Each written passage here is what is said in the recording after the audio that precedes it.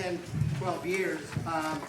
She was a public defender in Lowell, Massachusetts for many, many years.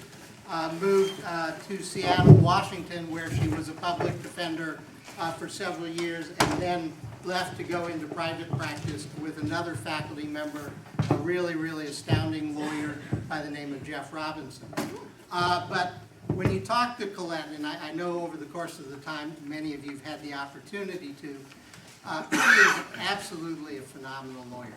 One day she's talking about defending a child rapist. The next day she's talking about defending a tax case.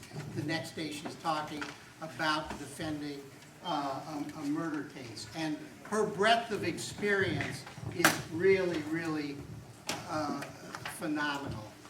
What she didn't tell you, what she's too modest to tell you, is that the acquittals that she has obtained over the years are some of the most remarkable acquittals you'll ever hear about. She's going to talk to us all about powerful and persuasive closing arguments, and she gives among the best closing arguments you'll ever see. So.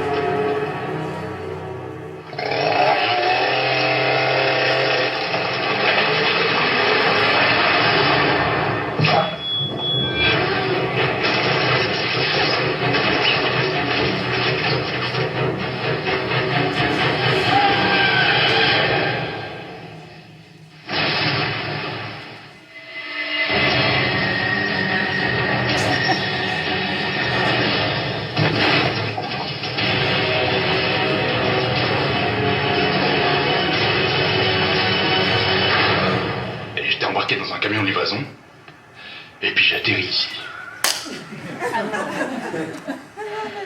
Oh, c'est incroyable. Hein? T'entends ça, chérie? Ah oui, c'est fou.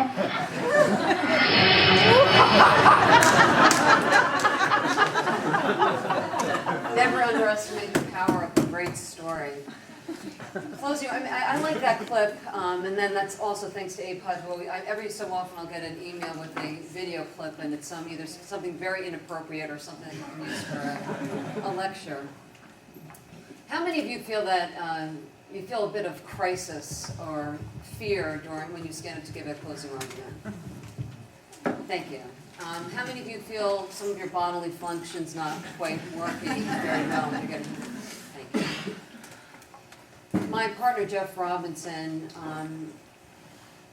he's a brilliant, brilliant lawyer, but he's also somewhat of an idiot savant when it comes to music.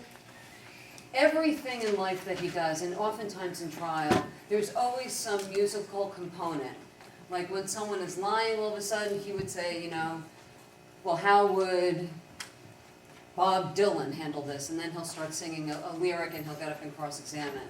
In closing argument, how many of you know the song Under Pressure by Queen and Freddie Mercury? Freddie Mercury and David Bowie. You know, pressure pushing down on me, pressing down on you. You know that song? Yes. Under pressure that burns a building down, splits a family in two, puts people on the streets. That's like his mantra, under pressure. Because that's how you feel when you're getting up to do closing, and if you're not, you should feel under pressure. Because you can have the greatest case, and closing argument can flip it. You can have the worst case or a kind of very difficult case, and closing argument can persuade jurors. I used to hate when I would hear NCDC faculty say, you can't win a case in closing argument. And I think that that's true. And I think one of the reasons why we're told that over and over is that you can't wait to start preparing your closing argument. It's something that you're thinking about right from arraignment. But the reason why you should have, crisis. What does crisis mean in Mandarin? Danger and opportunity. I was in a trial 3 months ago with a very, very, very serious armed assault with intent to murder, a double shooting. There were 2 victims. One victim identified my client the day after at the hospital with very, very suggestive procedures by the police. Shockingly, I lost a motion to suppress, so that was coming in. The second victim had a bullet lodged in her brain, a .40 caliber bullet lodged in her brain, and she had no memory because she was traumatically brain injured until, I don't know, 16 months after the shooting, she had a recovered memory. And the only thing that she could say, very stiltedly and very profoundly sadly, as she was aided into the courtroom, is, "Sam shot me," as she looked and pointed at my client. Witness after witness, it was an eyewitness identification case. It was a hard case. It was a hard fought case. We had some good stuff in the case. We had some bad stuff, but it was a very, very difficult case. My co-counsel gave a two-hour closing argument. Jenny, you know Bob Flanaugh, very, very talented lawyer. He said you can't give a 2-hour closing argument. He gave a 2-hour closing argument. It was so interesting. I was sitting there saying to myself, damn, he's innocent. You know? The jurors were taking notes. They deliberated for over a week. Unfortunately, it didn't work out that well. But I share that with you because it was one of those cases where I thought, my God, you really can start shifting things in closing argument. One of the things, you don't play back the whole trial. The jury has been listening to this case sometimes for 6 weeks. We don't want to hear, first, ladies and gentlemen, you heard from Officer McGrill, and he told you blah, blah, blah, blah, blah. Then we heard from Jesus Otero. And if you all remember, let's talk about Jose Otero's testimony. He told you then, da-dun, da-dun, da-dun, da-dun. And then he said, what is the jury doing? Thank you. They're sleeping. So don't play back the entire trial. You want to make sure that your case is always jury-centered. And what does that mean? You really want to focus on the jurors. What do they want to hear? How can they acquit your client? You want to make sure that you're using you're providing them with all the tools that they will need to do the right thing to return the verdict of not guilty. How can you help them justify a not guilty verdict to their next door neighbor who's been watching this play out on TV? You know, let's say Casey Anthony jurors. You know, they are probably not getting a lot of love from their neighborhoods right now, but the defense lawyer was, I hope I wasn't there, but gave them something to justify their verdict. You want to appeal to their fear of creating an injustice. So you want to be using the evidence to support your theory. You want to be framing the issues for the jury, telling a compelling story, painting pictures, humanizing your client, connecting with the jury, and persuading the jury. Millard Farmer, who was also on the staff here, or the faculty here years ago at NCDC, a very, very wonderful death penalty lawyer. A closing argument is an opportunity to provide words and armament to jurors who may need them during deliberations. Telling stories. You've been working on that for the last 2 weeks. You know, Sunwolf, she was here, right? Mm-hmm. You know, she teaches all about the power of story. You know, the first time I saw Sunwolf speak, she literally was sitting in the middle of this room, kind of chilling out, and started talking and telling us parables, African folk tales. Then she started talking about what are some of the stories to persuade jurors that you want to start thinking about in jury selection. Well, that has to continue to closing argument because story is what sells. Know your jurors. This is something I didn't know until I came here, and it's something that I had to think about. Like I said, how many of you practice in states where there is no lawyer-conducted voir dire?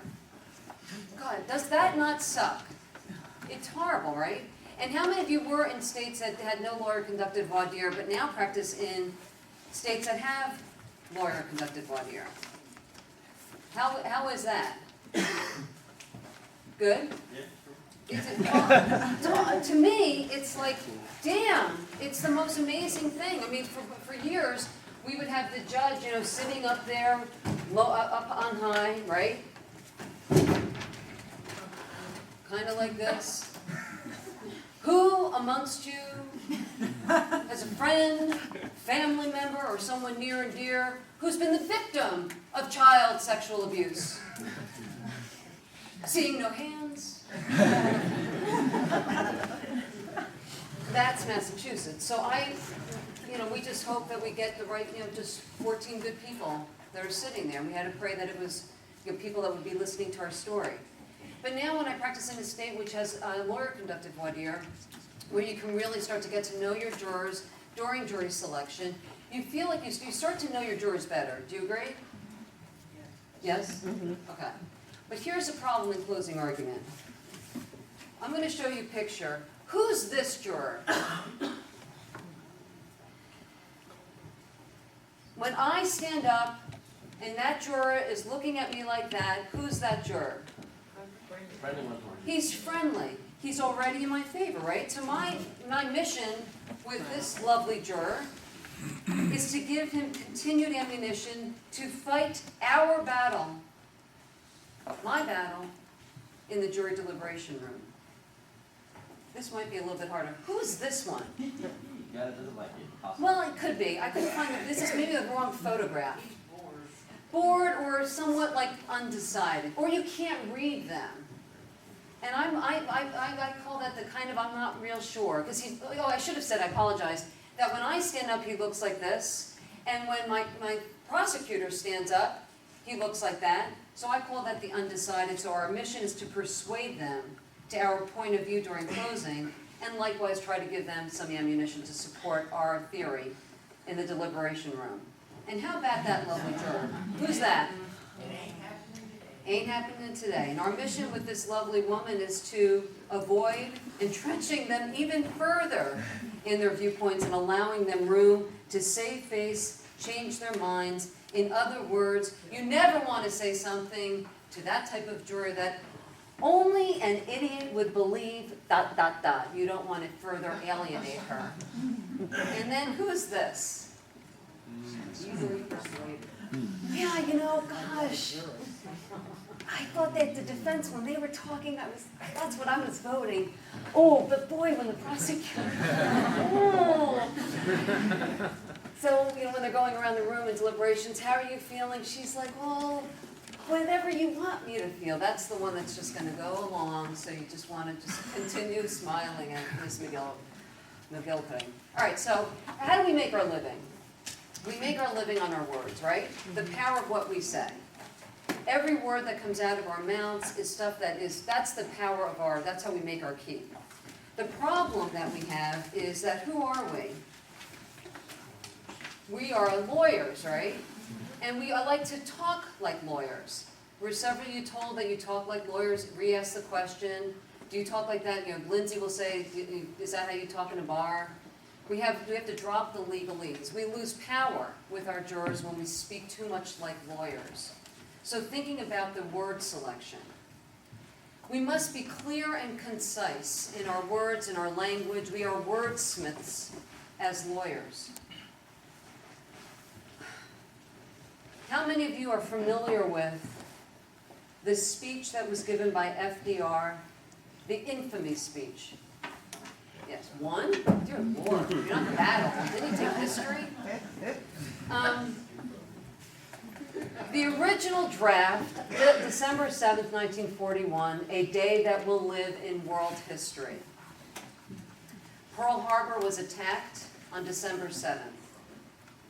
FDR was working with all of his speechwriters, Secretary of State, all the folks that were surrounding. How do we face the American public? This is a horrible, horrible tragedy. And he said to all the folks working with him, this is going to be an incredibly important speech. It was 6.5 minutes. The Secretary of State, we need more time. Mr. President, no. He said, I want to keep it short because I want it to be more dramatic. And the wording that he wanted to choose is he wanted to appeal to the anger felt by Americans by the nature of the Japanese attack. He purposely framed the speech around what he perceived was the low moral character of the Japanese government and drawing a sharp contrast to the righteous might of the American people.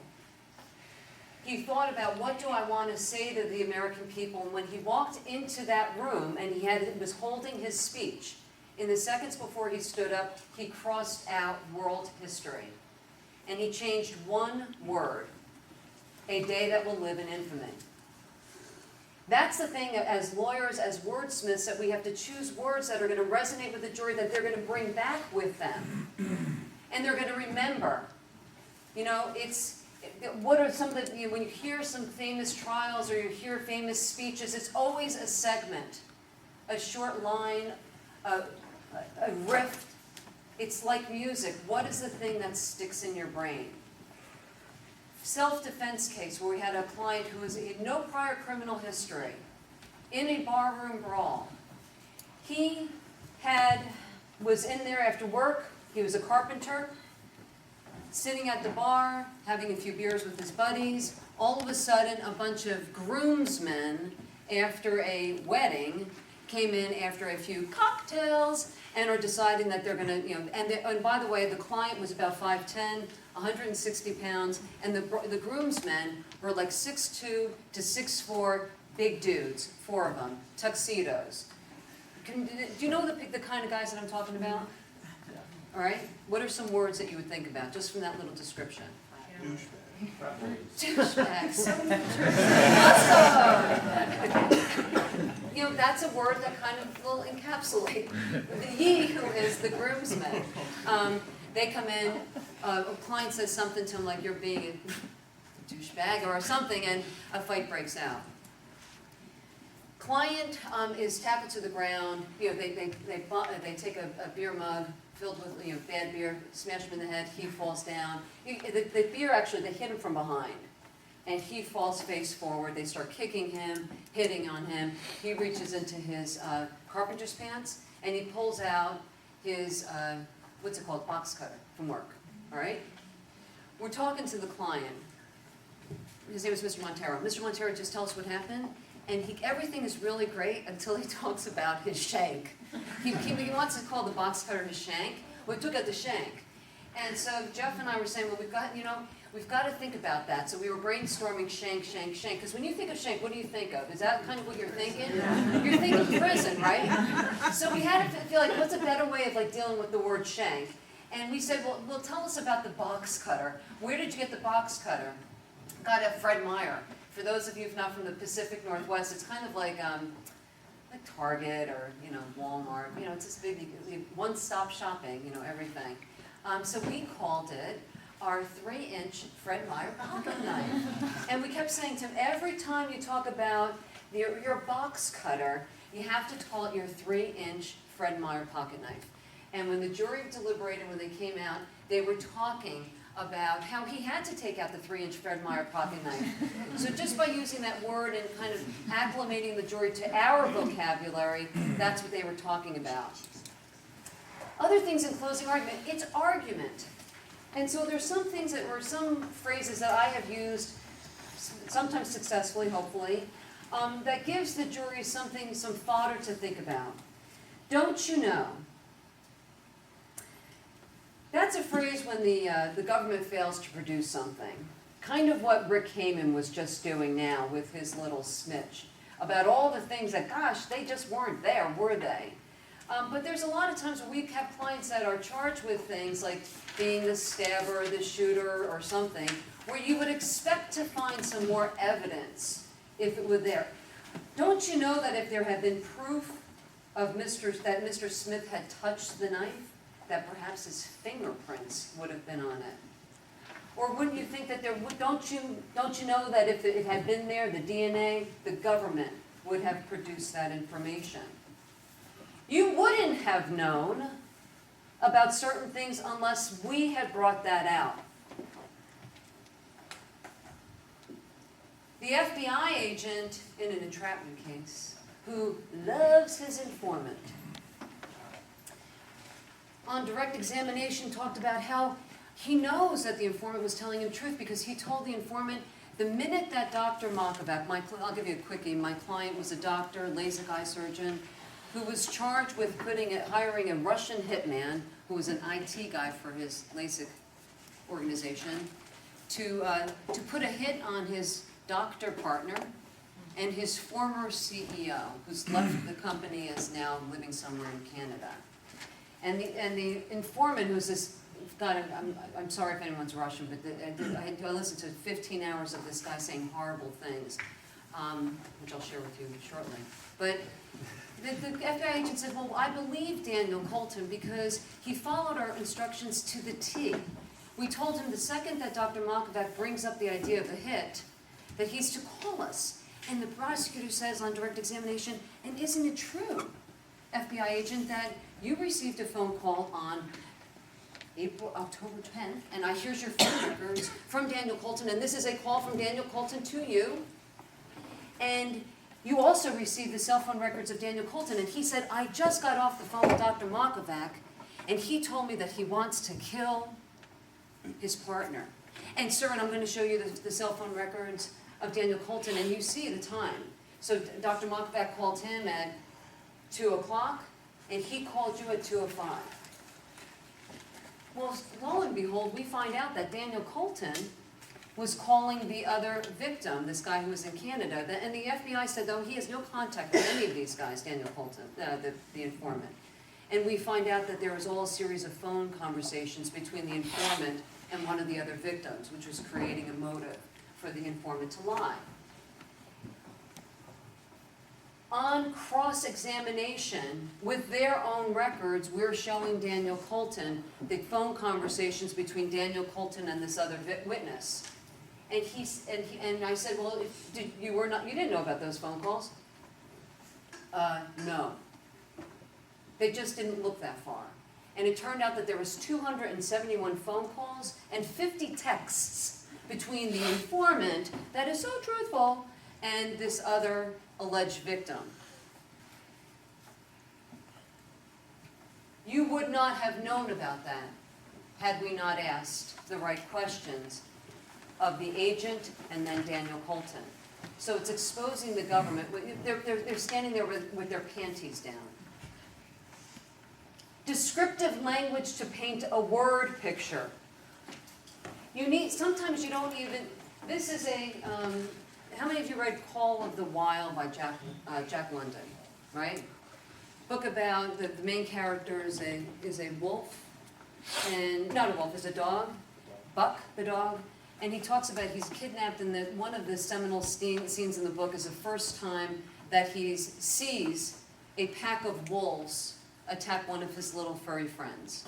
And he describes how his little friend goes out to play with he sees all these little, what he thinks are other friends to play with, and as he's wagging his tail, all of a sudden the wolves circle him, and the lead wolf, without any notice, attacks him and starts grabbing his neck, shaking him to almost an inch of his life, while all of the others are stood hunched, waiting in wait, so that if something happens to their leader, they can jump in and finish it off.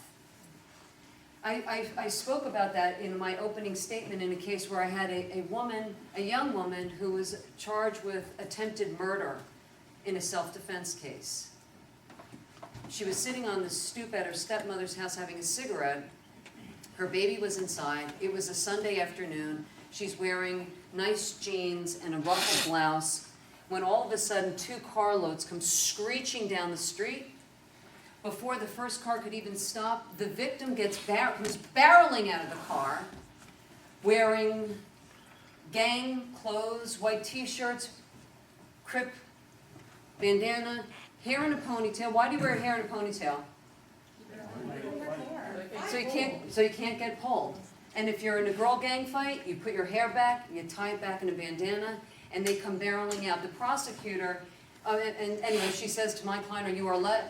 My client stands up, and before she can do anything, the victim, my client 5'4", 120, the victim 5'2", 250, hands fisted, comes right at my client, puts her in a headlock, and the last thing that my client remembers seeing is being circled by a crowd of an angry posse of young girls, all dressed in gang colors, all ready to go. And the prosecutor kept saying to the victim in every hearing, all the time, "Your Honor, Ms. Watson never brought any weapons to the fight. Ladies and gentlemen, Ms. Watson never brought any weapons or knives to the fight, and she takes a stand, Ms. Watson, and on direct examination, the prosecutor says, Ms. Watson, isn't it true? Did you bring a knife or any weapons to the fight? And she pauses. I didn't need to bring no weapons. My fists are my weapons. What do you, as a defense lawyer, what are you doing?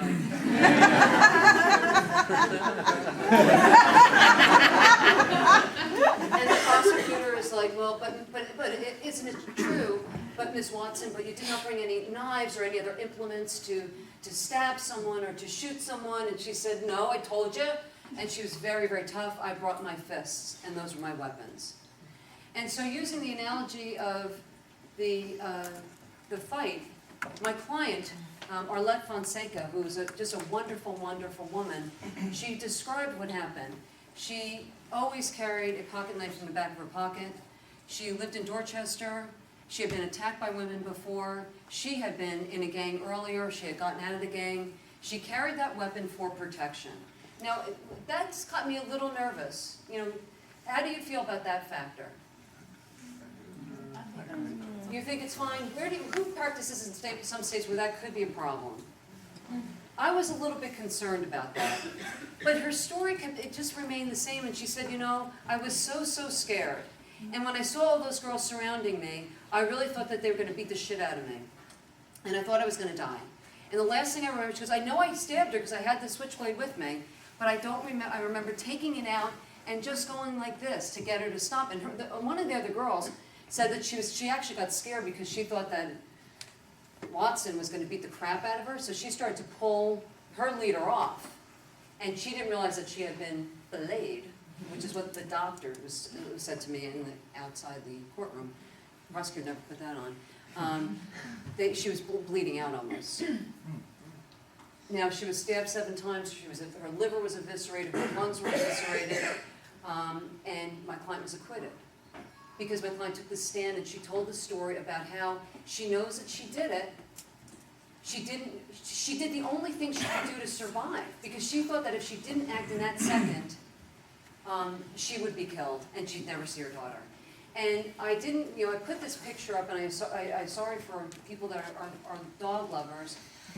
That's the visual that I kind of wanted when I was talking about the case. I never used that picture in opening, but when I was talking about it again in closing argument, where I could be more argumentative, because we had heard from all of the girls that were in the gang, we could tell the story pretty credibly. That was what I wanted the jury to bring back with them. We want to engage the 5 senses at all times.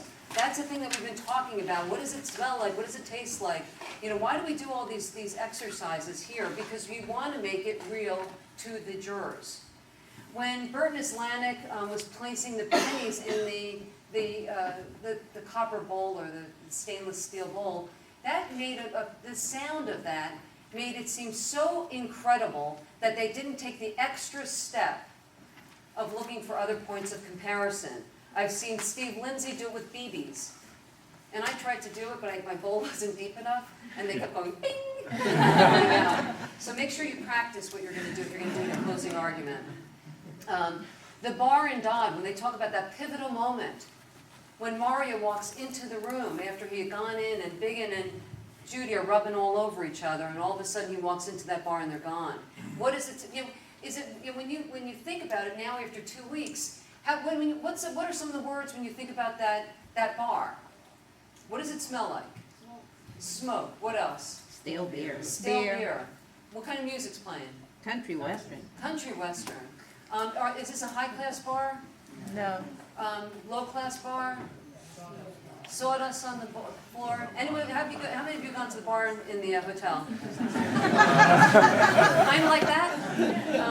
And so when you've all been in those bars before, can you smell that smell of smoke? Mm-hmm. And even if you are too young to remember when you could smoke in a bar, drink in a bar, do all this stuff, go into a smoky bar sometime, and that smell will be locked in your olfactory forever.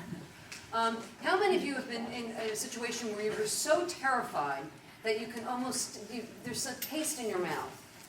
What does a taste of smell or taste like? Iron mixed with blood.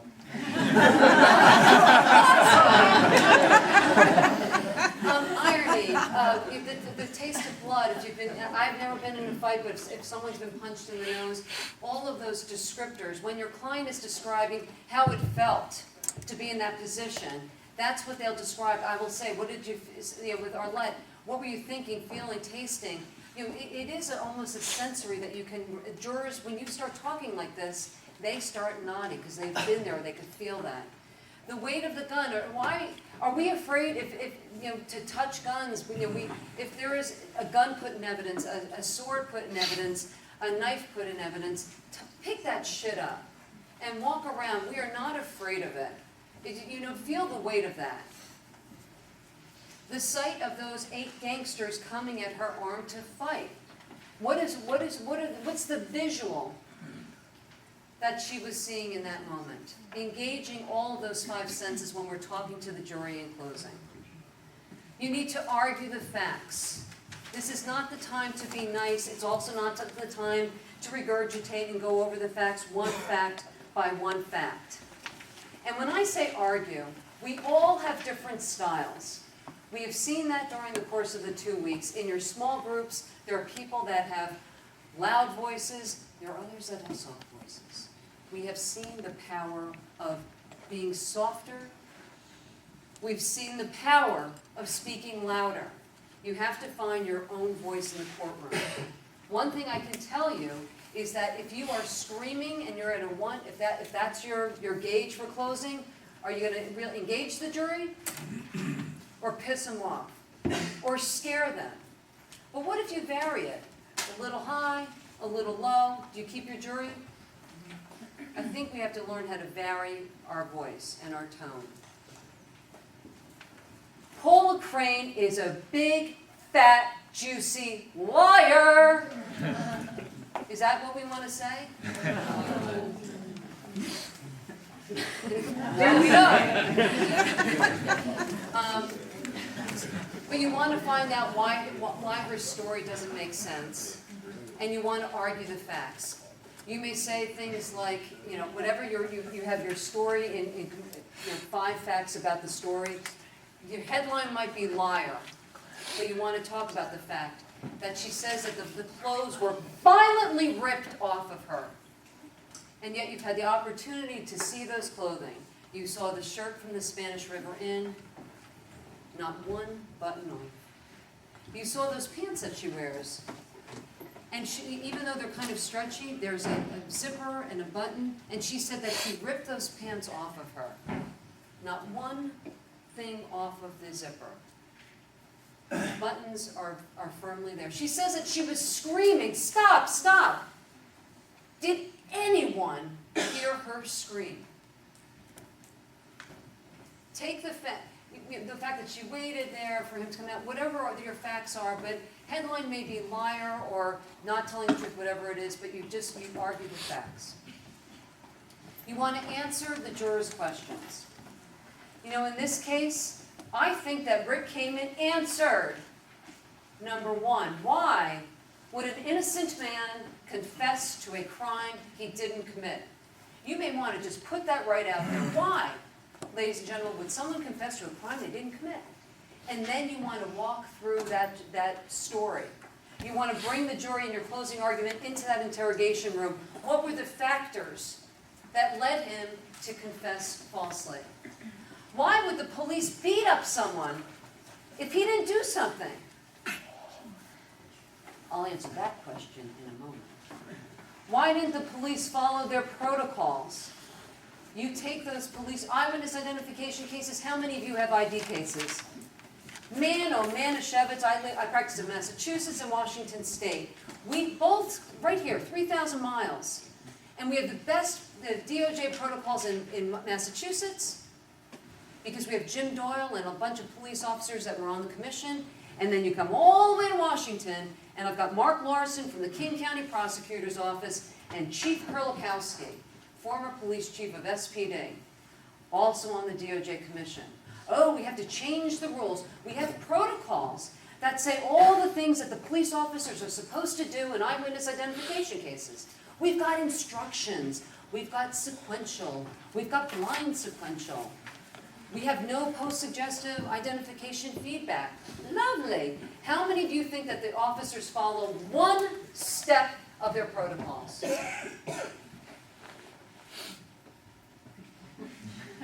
Zero? Maybe one?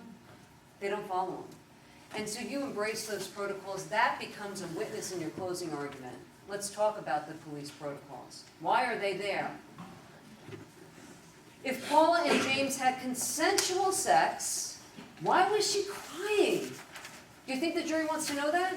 She was crying when she saw Mrs. Olson, wasn't she? Yes, right? We have to answer that question. Why would a child ever lie about sex? Think a jury wants to know that answer? Mm-hmm. Closing argument, and you've got to give them the answers to the whys. You need to prepare an outline for closing argument.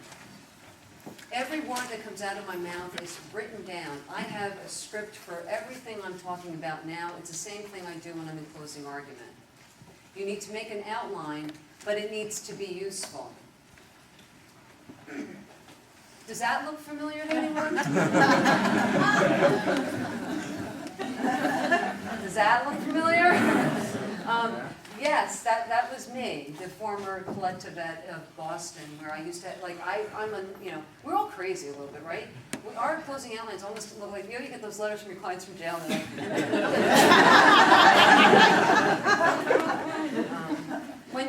The reason I share that with you is that when you're in front of a jury and you're really nervous and the adrenaline's pumping, and you're looking at that, can you see one word on that piece of paper?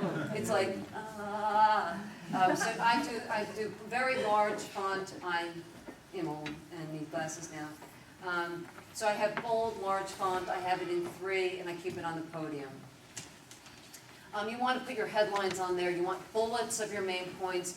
I do no more than 3 pages. And if in a closing, you don't want to go too long on closings, but if it is going to be a little bit longer, maybe 6 pages, but I'll keep the other, I just want to keep it to 3 so I don't get lost. Structure for the closing argument. Now, those came up all in weird order, right? Dynamic, beginning, and ending. Has anyone said anything about primacy and recency? Start strong, end strong. The key instructions. Jim Shello spoke yesterday about the power and the importance of jury instructions in closing argument. I mean, throughout the case, let's talk about, instructions, we have to sprinkle them in the language throughout the trial, but especially in closing. You need to tell your story of innocence, refute the government's claims and the witnesses' claims, and you want to talk about the burden and presumption. Those are some of my things that go into closing argument. You have to have the structure of your argument. You have to have a beginning, a middle, and the end. But I always want to make sure, am I, check mark, am I covering these things when I'm speaking to my jury? Theory of the case. Theory is the reason based on the law and the facts we should win, blah, blah, blah, blah. Theory. What is the theory of the case? I'll tell you about a theory, all right? My client, Jarrell Adams. New Year's Eve night, his buddies are the entertainment at a casino. He goes to the casino, he turned 21 a few months before. He's drinking fancy drinks with little umbrellas. He thinks that they're called Mai Tais. Has a few, sorry Colette, I think I was pretty wasted. Went outside to smoke a cigarette. And within seconds, all of a sudden, he's jumped by a group of guys. He's taken to the ground. He's kicked. He's beaten. One of the guys gets on top of him, starts punching him in the head. Another guy comes over, kicks him in the head, all on videotape. The police are called. A bouncer is pulling off one of the perps to get him off to my poor client, who has not touched anyone. And he's pulling up my client. And he's holding him, and you could see my client going like this on the videotape.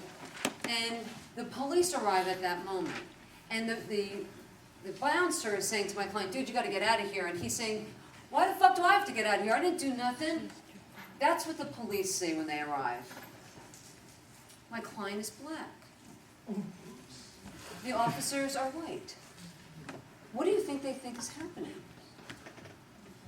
My client is the bad guy. So within seconds of arriving, they start beating him with hands, they take out their batons, they start pounding him. Within 17 seconds of arrival, he's tased not once, but twice. And when he won't put his hands out like a airplane, they finally kick him, they stomp him, they cuff him, and when they're putting him into the car, he turns his head that's filled with blood, and a spatter of blood ends up on the police officer, her face. And he's charged with felony assault. I'm sorry? He's charged with felony assault. It's a felony assault. You seem surprised by that. That's a theory. It was a mistake. He never meant to spit on anyone. That spit spattered out of his mouth when he was cuffed. That's my theory. It's a mistake. It was an accident. Any spatter of blood. Theory was mistake. It was accident. I'd like to say what I really felt the theory was, but it's just, I'm telling you, it's just talking about facts. And my theory is accident, but it's created of words. Theme is a short statement based on universal truths about the human condition. It's the little themes that are going to stay with your jury when they go back into the deliberation room. Themes, you know, we've all seen these in like all these big trials, right? You must, if the hat don't quit, if it, you must acquit. Themes that are going throughout the trial. What themes you learn from advertisers? I'm going to throw out a few things and tell me if you know where they're from. Where's the beef? Wendy's. 1984. George Orwell. Tastes great. This one, you guys will all know this one. Tastes great, less filling. Thank you very much. 74. Melts in your mouth, not in your hands. 1954. Takes a licking, keeps on ticking. 56. Finger licking good. What do you think? 1952. Oh wow. Think outside the bun. Taco Bell. 1998. But anyway, the point of that is themes. You know, if it's a good theme, we remember them. So try to find the themes that you're going to have in your case that they're going to bring back. An overture. This is something I learned from Jeff Robinson. It's a theory and theme statement-driven, a theory and theme statement, which drives the creation of the overture. It's like a 2 to 4 minutes, and it just summarizes your case. When you stand up in closing argument, you want to give a 2 to 4 minute overture of what the case was about, and really resonates with the innocents. The power of demonstrative evidence, we heard from Burton Islamic.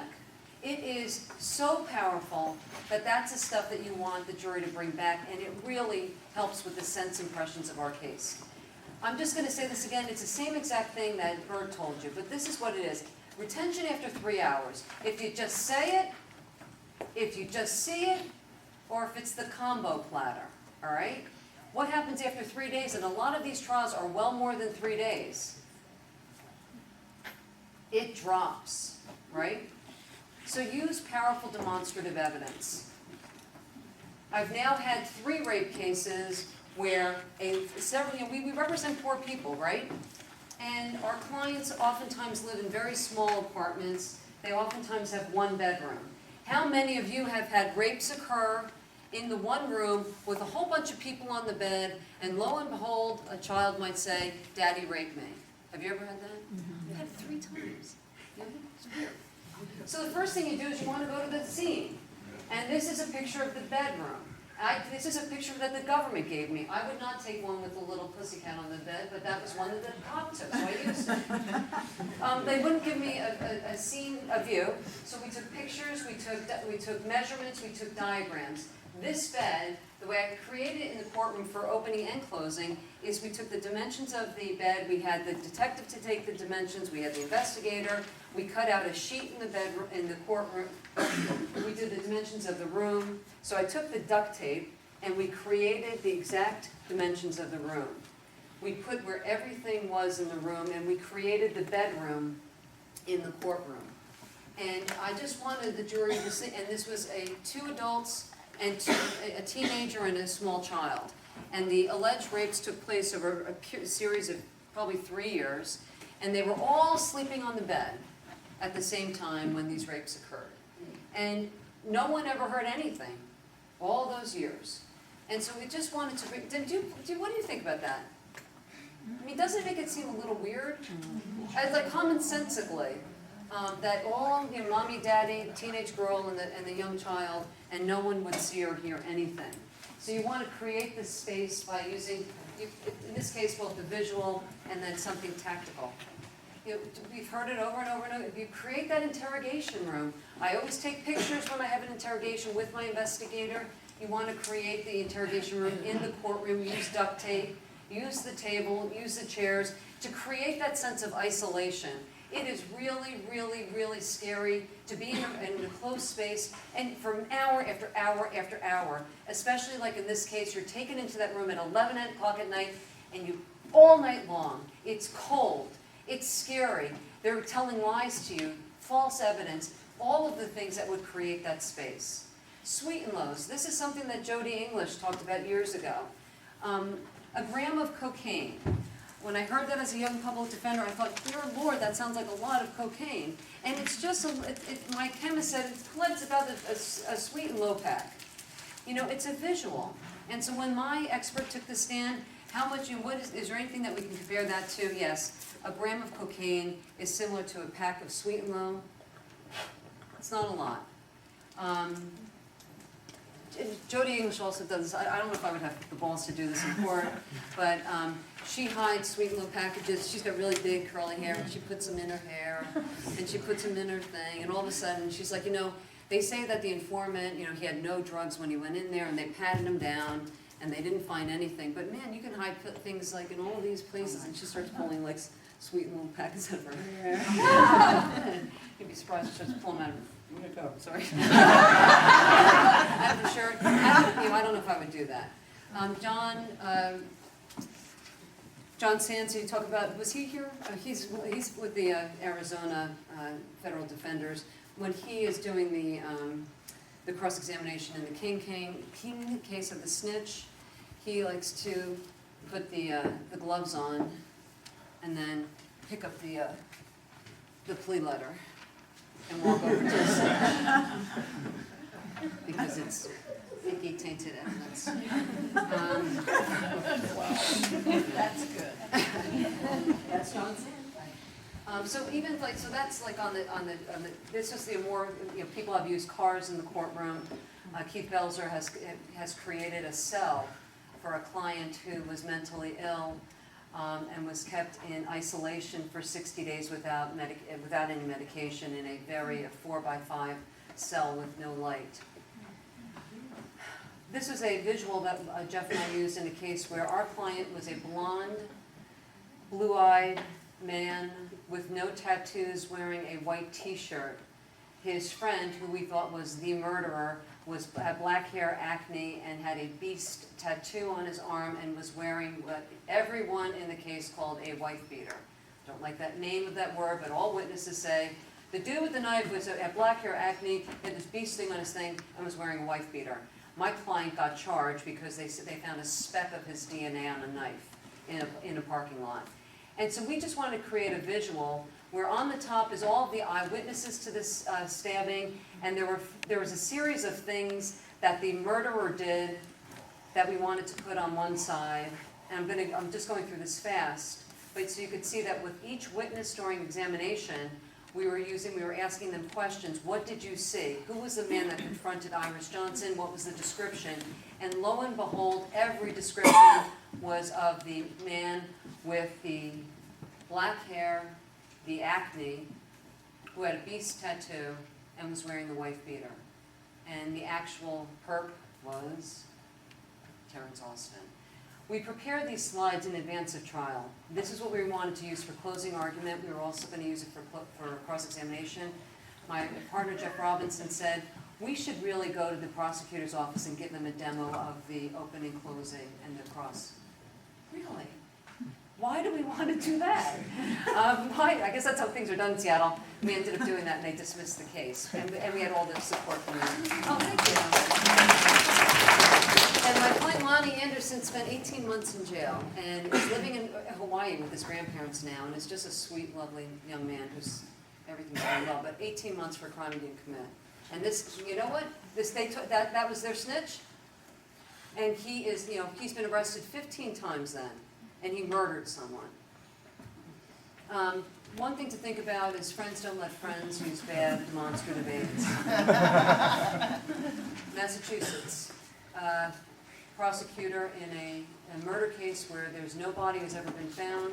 It's a banker who was also into sadomasochism. The defendant was his madam. The prosecutor decided to put on the leather mask, the dog collar, and then hook himself to the blackboard in closing argument. Now, the defense lawyer, Stephanie Page, did object and asked to be seen at sidebar, to which I always ask, did he take the leather mask off? It was a very, very quick acquittal, and he did not get reappointed, and that was on the front page of the Boston Globe. Be prepared if for your demonstrative aids to explode on you. When I talked to you about my client who was charged with the entrapment case, there was hours and hours of audio and videotape. We were using them in closing argument to show entrapment. My law partner, we'd spent a lot of money having all these clips to play for the jury because that's the best evidence. We had to put where all the words were going to stream on the screen with each one of these 65 clips. What happens after clip 3? Power goes up. It doesn't go out, we just can't, it's all this weird feed coming back, and it's like they're talking, it's got some weird thing, I think the FBI did something. But Denise De La Rue, who was working with us, to Jeff and I, you have to have all of those transcripts right at your hands. Jeff spent about a minute trying to fix it. He literally went over to his computer, shut it down, pushed away the tray, and said, well, let's just hear what Daniel Colton said to Michael on October 5th, and started reading the transcripts. The jury said, we were so impressed, Mr. Robinson, that you did not bat an eye, didn't lose your tempo, and went on. Be prepared. Resources, the Anita books, David Ball, they're pretty good. My heroes in life, and all the people that are here that teach here, I've learned so much from. But people like Josh Carton, who's a jury consultant, Jeff Robinson, my partner, Denise De La Rue, Jody English. My true hero is Dan Callahan of the Public Defender's Office in Lowell, Massachusetts. Look at the people that you trust, you love, that have taught us all these things over the years. Everyone that is on faculty here, all the folks that are in your group, talk to each other, email each other, brainstorm stuff with each other, because that's what we're all here for. I have met so many people because of asking questions. I asked John to give me something because, on a child sex case, and you gave that to me and emailed it to me. We are sharers. We are not original thinkers. We help each other. And that's what we should be learning from this experience here in Macon. Speak first, write second. But when you're preparing your opening, talk it out first. Write it down second. I'm sure you've heard this. Kathy Bennett, I know, talks about it. But be yourself. Not a fancy lawyer. Atticus Finch, take your jacket off, roll your sleeves up. And you don't have to do that literally, but that's what you're doing. Talk to them. Heart speaks to heart, right? And it's true. You can't fake it. B.B. King. Don't play a song you don't know about or sing a song you don't believe. No story has power, nor will it last unless we feel in ourselves that it is true and the true of us. If a story is not about the hearer, he will not listen. Steinbeck. You want the jurors to be saying, I would have done the same thing, or even if they wouldn't, they said, I wouldn't have done that, but I can understand why the person did that. That's your goal. You're not an actor. We talk about blocking, we talk about using all this stuff. We're not actors, but we use theatrics in the courtroom because we need to make the story come alive. Find your quiet mind, breathe before you get up, and then as women in the courtroom, I can't speak because I am a woman, I kind of always want to channel, this is Pele, the goddess of fire. When I get into court, I want to feel like, I need all the help that I can get. Jane Siegel talks to me about, Claude, do you stand like this in the courtroom? No, I don't stand like this in the courtroom. And why don't you think I stand like this in the courtroom? Or this? Do I look strong? I look kind of nonchalant. You know, we talked about this, and you know, guys sometimes go like this, right? Protecting jewels. Someone in the group was a cupper. You know, crossing your hands like this. What is this telling a jury? Defensive. What else? Scared, defensive, unsure, bitchy. I mean, it could say a lot of things, but it's certainly not one of openness. You know, they talk about, you watch the preachers on TV. They have glass lecterns, and they talk like this. It's all open. I'm telling the truth. So find your posture walking. Where you're going to stand, how you're going to use your voice. I block my entire closing argument. If you know, someone was saying, if you want to talk about the snitch, you can get up in the stand and talk in that first person, in King's voice, from the stand, using the interrogation room, using it, but make a conscious decision. If you are a pacer, when I used to do closing arguments, I found myself like this. I told people, when you watch yourself on the videos, because when I came here at NCDC, I realized that I'm a cha-cha gal, you know, I'm like, oh boy, and that was before, and it's okay better. So if you walk, you pace, whatever you're doing, you've got the pen clicker thing going, watch it, practice. No notes. Have them there, don't read your notes. Prepare the outline, like I said, eye connection. If I'm looking at notes, I'm not looking at you. I'm not looking at you. I'm not sharing with, you know, you need to make eye contact with your jurors so they know that you're important for me. Do you feel that I feel that you're important? I mean, you want to make sure that through your eyes, I want you to hear what I'm saying. So if you're looking down, you're not making eye connection. And check your demeanor. Grew up in New Jersey. My kids always make fun of me. Moved to Boston, now live in Seattle. There's a lot that, if you could just let that simmer for a second. So what works in New Jersey, what works in Boston doesn't necessarily work in Seattle. They put a spit mask on them. Oh. They hogtied them.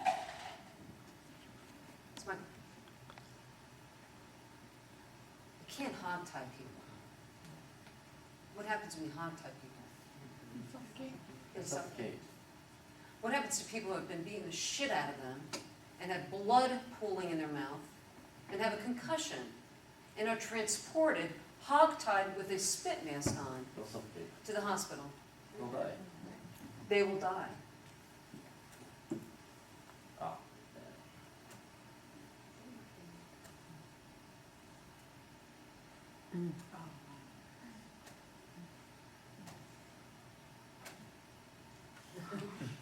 They charged him with felony assault. My client was charged with felony assault. Those, whatever word you want to fill in there, beat the crap out of him. He was taken to another part of the parking lot after they spit masked him because the woman that he spattered accidentally, a little spatter of spit, had just found out that she was pregnant. After the woman that was beating the shit out of my client and tasing him had found out the night before that she was pregnant by her chief of police husband. And when they found out that a small spatter of spit went on her, she was well, what if that young black man has hepatitis C? What if he has AIDS? What if he has this? What if he has that? They put a spit mask on him. They put him to another 17 minutes in a parking lot. Thank God I got those pictures. Because when I asked for them in discovery, they didn't have any pictures. And we subpoenaed them. And we got all of the records. And I had to introduce those records. I had to introduce the video. They didn't have the video because they hadn't gone to the casino. I was very angry. And I was doing my opening and closing arguments in front of Jeff Robinson. And he said, you know, Colette, same words, but lose all of this. Ah! And so I had to learn how to give the closing argument in Seattle terms. Jenny knows what I'm talking about. Because 6 cases at the defender agency that went to trial that year with similar pictures were guilties. So we had to have this whole group meeting about how do we do this. And the way that we did it is that we had to just shift up our tone. And so I had to deliver the same closing argument, but in a much nicer tone. And we got an acquittal for our client. And he just got a civil settlement in the case and an apology from the King County Sheriff's Department. But that's where my ego had to take a second place, because I really was so disgusted and angry and horrified about what had happened. And it wasn't about me, it was about the client. And so that was what I had to be in the courtroom. Don't be afraid of silence, pauses. And I'm going to end, I've got about 3 more minutes, and I apologize, I have to run and catch a plane. But, think of things to polish it up. Stories, first person, split screens, dialogues, quotations, analogies, trilogies, the power of them, drug, sex, rock and roll, good, bad, ugly, fast, furious, frightening, alliterations. They saw this small-time snitch searching for something to sacrifice. Alliterations don't work with me because I think they sound silly. Like, there was one in Massachusetts, the battered, bloodied body of baby Maddie Eapen. I thought that was a little baby buggy over S. Why didn't she leave? Yvonne Kitchens, why did, thinking about dogs in cages, thinking about electric fences, training that zip, zip, zip, and then the 4th or 5th time, the collar's on, they stop going near the electric fence. You can ultimately take it off the dog, and they still will stay within the confines. Billie Holiday's Billie's Blues, talking about battered woman and what it really is. And then I know that John Lentine did the opening in the Kitchens case, but thinking about why didn't she leave? And then why did she act?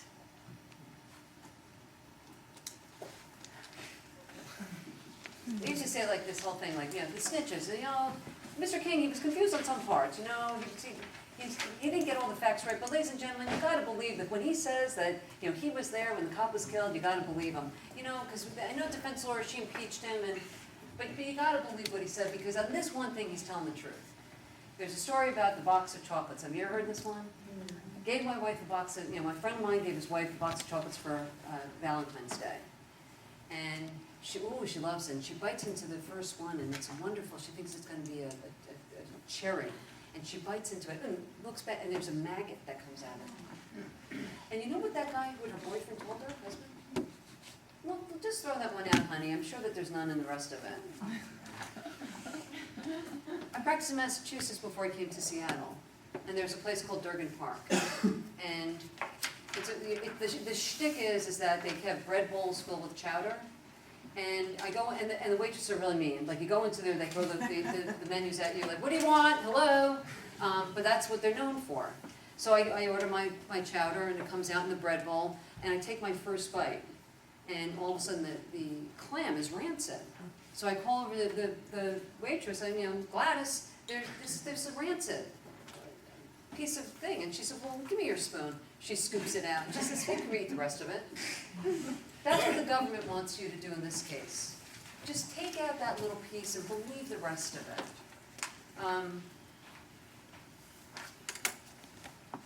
The race to the courthouse. In Western Washington, lots of bears. 2 guys go out hunting. They're told, don't leave food outside because there's bears. These 2 guys are in their tent at night. All of a sudden they hear scratching. Mike turns to John and says, John, did you leave any food outside? And he said, yeah, I forgot the candy. And he says, what are you doing? He's lacing up his running shoes. And he says, you can't outrun a bear. And he says, I don't have to outrun the bear, I just have to outrun you. Ding, ding.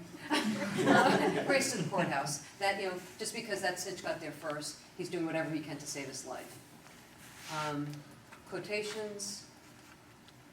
And the last, I don't have time now because I know that you guys have been going so long, but jury instructions, and one last thing I want to leave you with, is use jury instructions and weave them throughout your closing argument. You don't, this is what the prosecution will do, they'll put the instruction on the blackboard or something, and they'll talk about these are all the factors that you have to do, and then they talk about them, they use in Washington Revised Code, RCW 9816.070, entrapment, part 1, and then they read it all. Do they do that anywhere where you practice? Is that really exciting? Now, do you want me to do that at 5 o'clock when you're really hot and you've been listening all day? Because I could do that, which is what the prosecution does. But you don't want to do that. You want to pull out language. So the crime originated in the mind of the informant in this case, who lured and induced, seduced my client into the crime. Knowing what the jury instruction is, I want to use those words throughout the trial, starting in selection, in my opening, in my crosses, in my directs, and in final argument. We know that this originated in the mind of Daniel Colton, the informant, and we'll listen to what he said here, play the tape. How did he lure, induce, seduce Michael into the committing this crime? And then playing all the tapes where the informant was saying, you and me, Mikey, we're in this together. We'll go to Russia. We'll get girls. We'll go on trips. It's going to be awesome. We'll have so much money. Come on, Mikey, don't be afraid. This happens all the time. Lured, induced, seduced. Using the instructions to use the language that you want the jury to remember. And then reasonable doubt and presumption of innocence. Everyone has stories about things that they use in trials about reasonable doubt, presumption of innocence. Share with each other some of those things that you find that are powerful, because I do think it's something that's very important. I mean, there's wonderful quotes by Thurgood Marshall about the power of the presumption of innocence. The power of the jury, that the reasonable doubts may be all over the case, and you don't have to be unanimous in what you believe is a reasonable doubt. You may think that it was the way that the police collected the evidence. You may find that the confession was coerced. You may find that they could have done more. You may find that the snitch's testimony was incredible. All of the different things. There are so many reasonable doubts in this case. You want to end your closing strong. Everyone is always ready to stand up and do a great opening line to their opening statement. How many of you have seen great closing argument, and for those reasons, ladies and gentlemen, we ask you to find a client not guilty. Right now, sit down. When you're doing this tomorrow, think about what your sit-down line is going to be. Make that a commitment to yourself that you're going to start your thing strong and you're going to end it strong, because that's the last time that you're going to talk to the jury. So you better be sure that it's something that's something that they're going to remember. Thank you very much for my time here.